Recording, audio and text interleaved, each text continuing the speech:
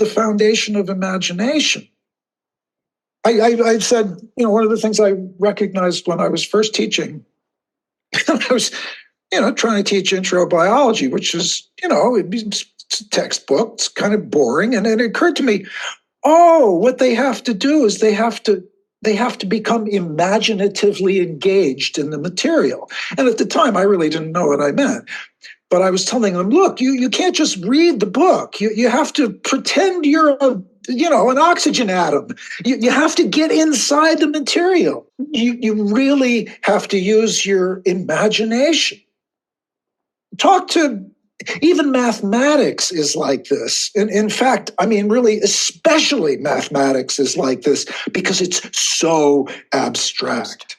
There's a spectacular book by Stefan Alexander called The Jazz of Physics.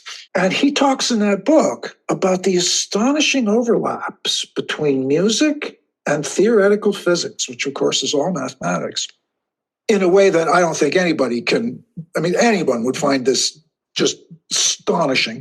And he tells several stories, but the one that's easy to tell is the story about Einstein. People asked Einstein, well, where do you get your ideas? And he said, well, actually they're musical ideas. And his wife, Einstein's wife, apparently said, yeah, he'd be in there scribbling away, and then he'd come out and he'd play the piano for a while, and then he'd go back and write some more. I've watched mathematicians at blackboards, and there's nobody more gestural and more animated than mathematicians writing things and communicating with each other. All of this stuff, it reminds me of Corbin's little quip about abstraction and philosophy.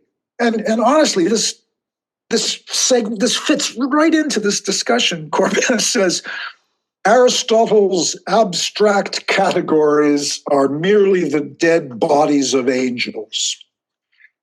And for Corbin, that was literally true because everything in his cosmos had a little bit of personhood.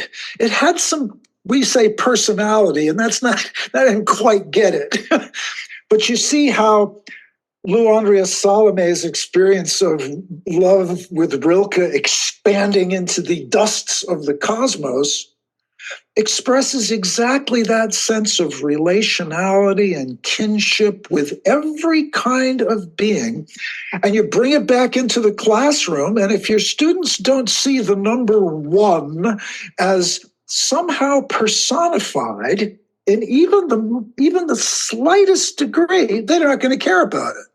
And every teacher knows that. Every good teacher knows that in some usually unconscious way, that you have to bring things to life for people.